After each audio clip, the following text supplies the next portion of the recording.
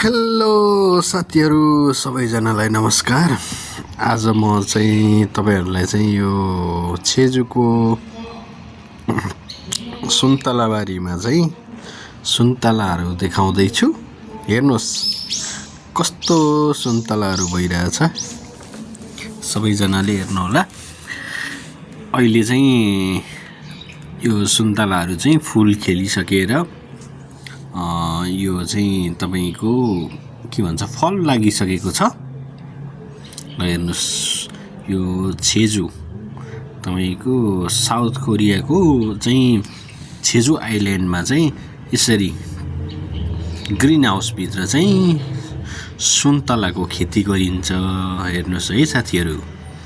अनि यसरी ल हेर्नुस् अब दिनदिनै यसरी यो सुन्तलाहरूलाई चाहिँ तपाईले औषधि दिनुपर्ने हुन्छ, केयर गर्नुपर्ने हुन्छ।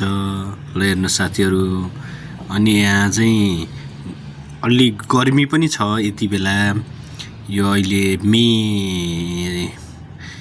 मेको महिना हो साथीहरू।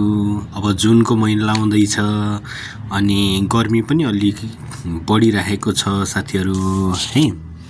ल हेर्नुस् सुन्तलाको फलहरू चाहिँ राम्रो भइरहेछ, अलि ठुलो भइरहेछ। अब यो बढ्दै जान्छ। यसलाई चाहिँ पछि हामीले चाहिँ तपाईको के हुन्छ भने यो सबै फलहरूलाई चाहिँ डोरीले चाहिँ झुन्डाउनु पर्ने हुन्छ।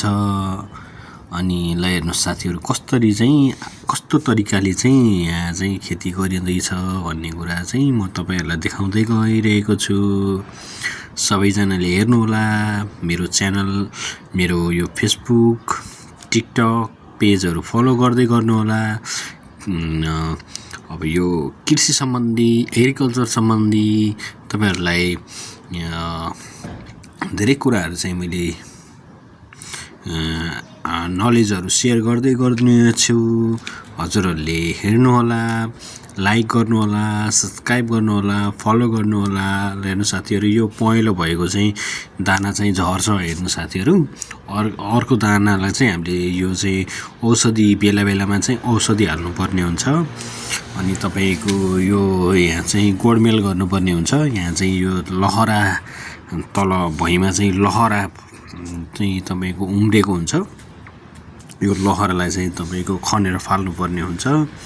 अनि अलि समयपछि चाहिँ यो सबै दानाहरू अलि ठुलो भइसकेपछि चाहिँ यो सबै दानाहरूलाई चाहिँ झुन्डाउनु पर्ने हुन्छ डोरीको सहायताले साथीहरू। अब ल हेर्नुस् कृषिको काम कोरियामा चाहिँ